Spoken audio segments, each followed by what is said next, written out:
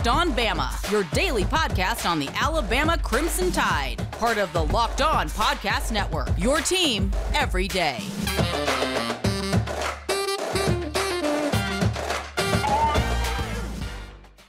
Again, everybody, and welcome back into Locked On Bama. Luke Robinson, that's me. Jimmy Stein, that's him. Jimmy, how are you today? Really good, really good. It's moving up on a weekend. Man, I'm ready for spring football practice. It's 3 weeks away, and this is the first time I felt like, I feel like, wow, it's close. It's close. Can you believe spring practice will start soon? Now it's like, I'm tired of waiting. I'm ready for spring practice to start tomorrow.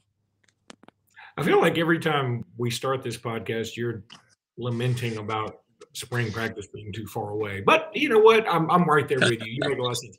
Let me go ahead and retract a statement I made in yesterday's podcast when you got abruptly cut off, because this is so Jimmy. Yeah. It's the dead of winter. Yeah. And you're holding your phone in your car like you're doing now.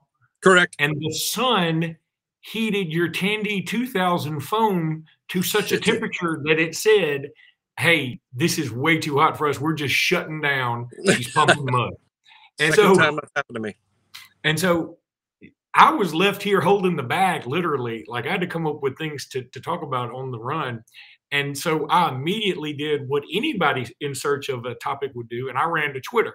And as soon as I went to Twitter, the first thing I saw that was tweeted was Jeremy Pruitt has been named the Birmingham Stallions football coach.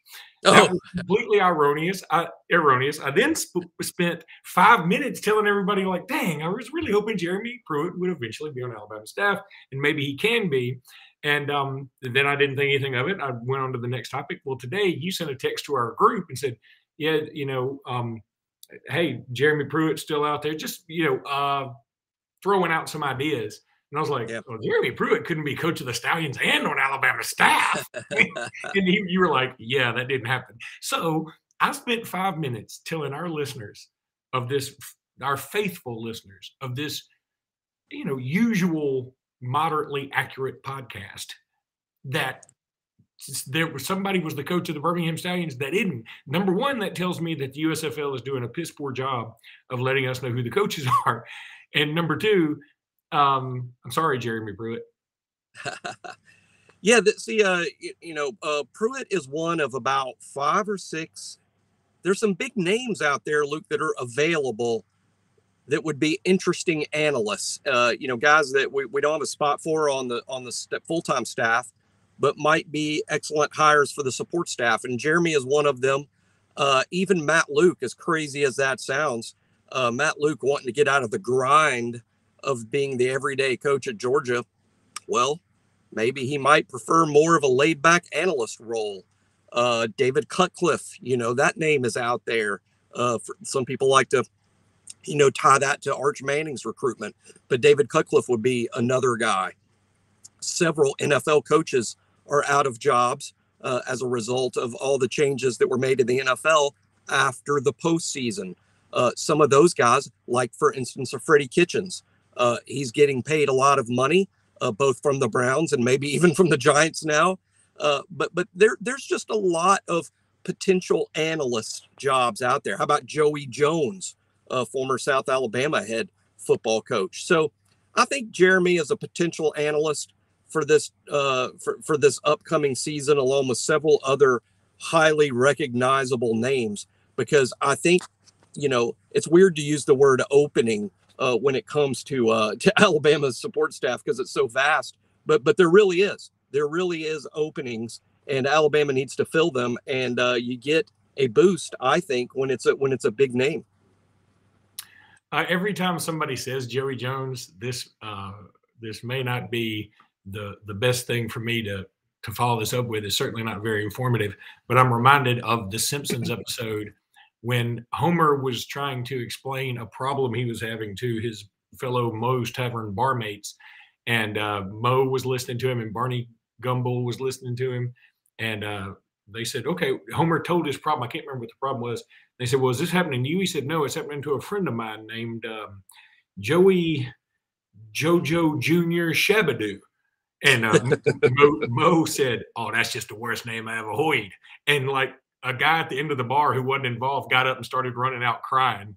And Mommy goes, "Don't leave, Joey Jojo." And so every time somebody says Joey Jones, I'll think Joey Jojo Jr. Shabadoo. I don't know why.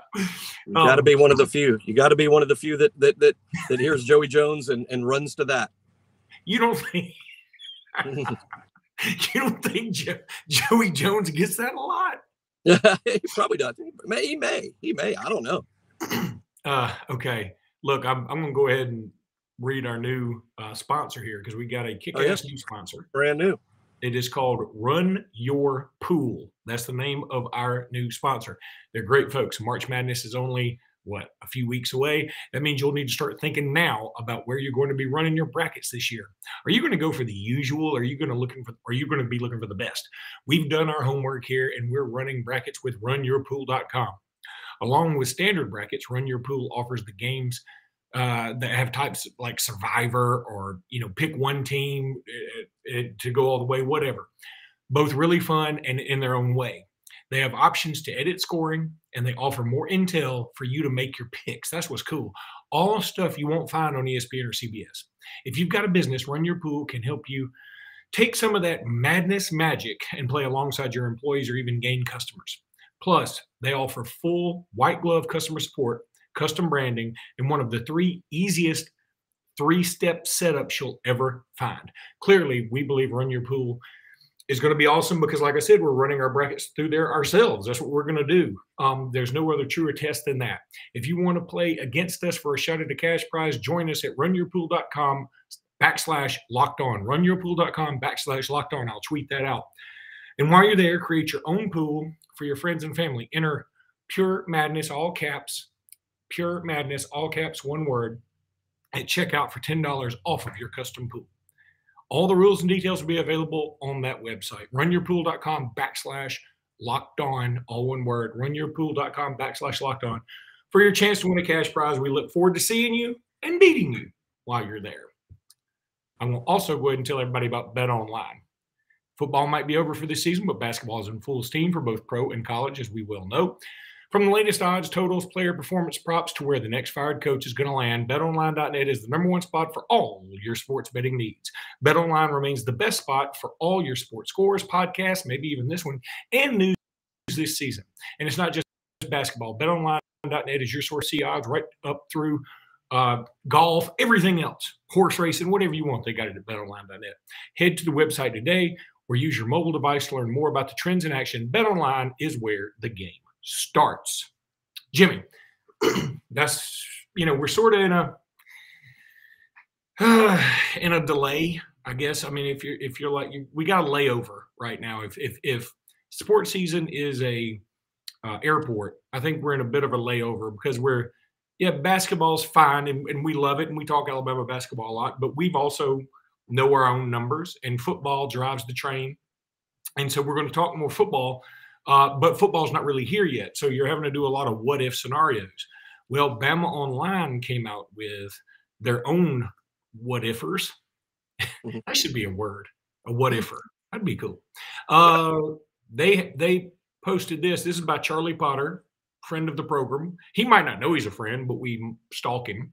5 Alabama early enrollees to know as spring practice nears. And I think we run down these guys really quick, and maybe we can agree or disagree. What do you say to that? Well, I mean, I doubt I would disagree with any of it because I think we need to know every single one of them. I think this is an offshoot of that question, which I think is a real good one, an offshoot of what Charlie's saying, and that's, last season, Luke, we started 4 true freshmen at various points, started games. Maybe I'm wrong, but that's off the top of my head, but I'm pretty sure it's right. Kool-Aid McKinstry, Dallas Turner, Ja'Cory Brooks, and JoJo Earl. To my knowledge, I think those are the only 4, although 4 is a lot at an Alabama. But what true freshmen, whether they're early enrolling or not, what true freshmen will possibly start this fall? And it's kind of tricky because, as we know, Ja'Cory Brooks, he started because Jamison Williams and John Mechie got hurt. Dallas Turner started because Chris Allen and Drew Sanders got hurt. Kool-Aid may have, Kool-Aid in part was starting because people were hurt. That's impossible to forecast. But what's not impossible to forecast is, who's got a really good chance? Which of the true freshmen have a really good chance? So it's kind of the same question. Yeah, it is. But he sort of laid this out for us. And because we do very little to no work, I think this is a great template for us to use. Sure. Let's start with Jeremiah Alexander. And, here's the thing. I love his thought process here. Jeremiah Alexander, love him from Thompson High School, seen him play several times. He's a monster. He's got, thighs till Tuesday, which, just a strong dude. And look, here's the deal. This is what Charlie Potter says. With Will Anderson and Dallas Turner returning as junior and sophomore respectively, the Tide welcomes back both of its starting outside linebackers. So you think, how's Jeremiah Alexander going to see the field much? Well, Drew Sanders is gone. Christopher Allen's at the going to the NFL, and King Mwakuta has also transferred. All those guys are gone, so that leaves the backup outside backer spot up for grabs. And I'm not saying that somebody's going to get hurt, but it sure seems like somebody gets hurt all the time, especially at a time when Jimmy has also lost us again because his phone got too hot. There's no doubt in my mind that's just what happened. If you're watching this video, then you're seeing me by myself now because Jimmy's phone got too hot again. And I was looking forward to having this incredible conversation with him about Jeremiah Alexander. So I guess I will just talk about Jeremiah Alexander. I think Jeremiah Alexander is going to be fantastic at Alabama. I do think he could be the next guy off the bench for that outside linebacker position. When you think about Will Anderson, definitely a starter, probably could be a Heisman winner. Then you think about Dallas Turner, who really came on late last year. And I think the next guy is going to be Jeremiah Alexander. He's a little bit different. I consider him to be, I think, potentially stronger than those two. Those two just are so, they seem more country strong to me. It doesn't mean like they don't work out. They just both of them are long and rangy. Jeremiah Alexander is a big dude too, but he's a little bit thicker. So I think he's going to be a little bit different. But, man, what a combination Alabama has when it comes to outside linebacker position. I'm going to really hope, people, that Jimmy comes back and makes it back somehow for this podcast. Because, that's Jimmy in a parking lot doing this podcast. I'm sorry, I laugh at myself sometimes when I think about this setup. But it's the best Jimmy can do with the technology knowledge he has. So Jeremiah Alexander is one that Charlie Potter brings up. Another one is Aaron Anderson. I've talked about Aaron Anderson a lot. And wide receiver, I think you could put a number of wide receivers on this list. He only has one. He has Aaron Anderson. If you want to put one of the other badasses we signed this year, you want to put a Shaz Preston on there, nobody's going to complain about that. You want to put Law on that list? Okay, I think that would be fine too. But I think Aaron Anderson does bring probably the best combination of speed and wide receiver ability. Now, some of the other guys that Alabama has, they're really, really fast, but maybe they're track guys that need to polish their wide receiver skills a little bit.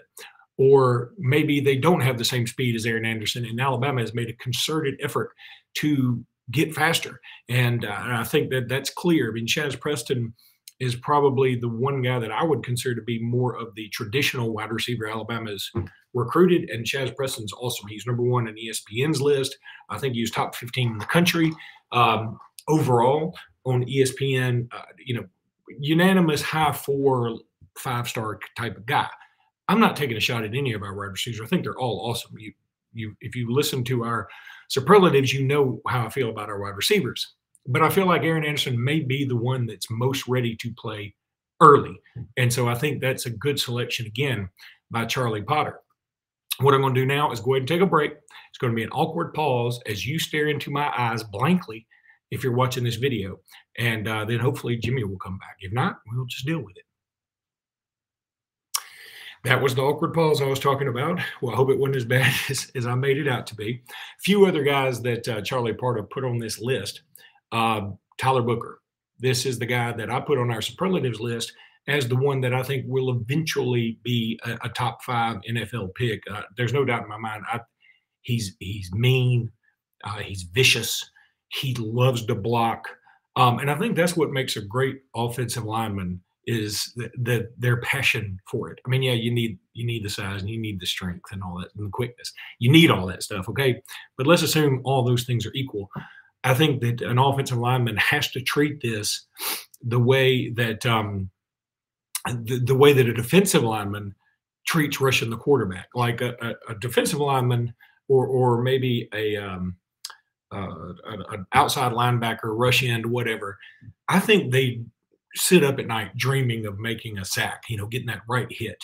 And I think that an offensive lineman, a good one, will think about, man, I love pancaking people.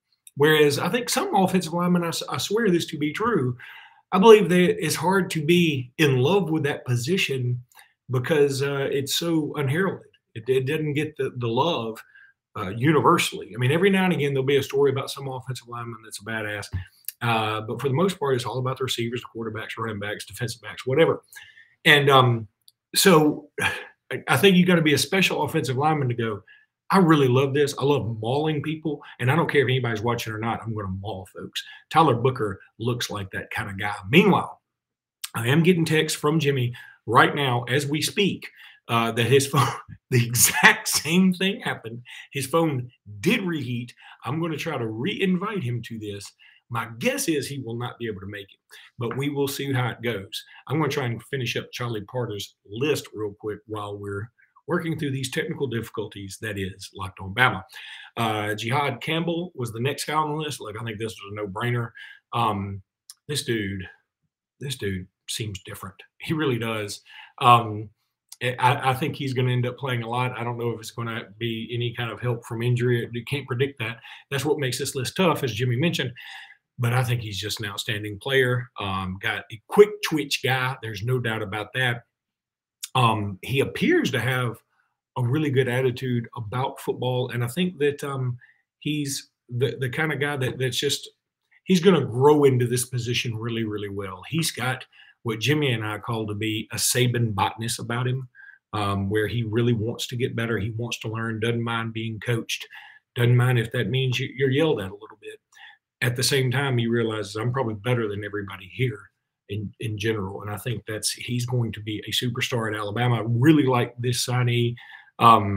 Sort of appeared on the scene late, as a bunch of you know, and very happy to have finally. Now, this is where I may disagree with Charlie a little bit. He has Ty Simpson, the quarterback that signed with Alabama. Look, I love Ty Simpson. I think Ty Simpson is going to be a really good player at Alabama. I think he could eventually take that backup role. I know a lot of people are penciling in Jalen Milroe for that. Don't blame him one iota. And Jalen Milroe, uber talented as well, big dude. But that's why I think that it's going to be tough to put Tyler Simpson in that role because, number one, Jalen Milroe has been here much longer than Ty Simpson. And he's also a bigger guy. And I think he's going to be the kind of guy that saves going to be like, look, we're going to give him the Jalen Hurts treatment at first. Your options are look for your first read and then run if it's not there until you grow into this a little more. Because, Jalen Milroe is a really good quarterback, but he's a bigger dude. He's not Bryce Young, who's dependent on accuracy and who's incredibly accurate and got a strong arm for such a small body. Jalen Milroe's got a strong arm for anybody. And but Jalen Milroe also hadn't played in the SEC enough to be able to probably to be trusted with these big time throws just yet. I'm not sure saying he can't make them. I don't know if he can or can't. But just going back and looking at some tape of Ty Simpson, I think Ty Simpson is more of a pass first kind of guy. And I think that the only way Ty Simpson would get in over Jalen Milroe is if Alabama were behind when an injury to Bryce happened. I think that's the only way that would happen. Let's say Alabama is 8-0 and they're just cruising along. Let's say Bryce Young gets hurt. Who do you put in? I would put in Milroe and just say, look, let's let our defense do what our defense has been doing. I'm going to assume our defense is going to be awesome. I don't think that's a crazy assumption. I'd love to let the defense keep the opponent's out of the end zone best they can, and they'll do a pretty good job of that. And then let the offense sort of run through the running backs and some bubble screen stuff. That would be my plan, to play it safer.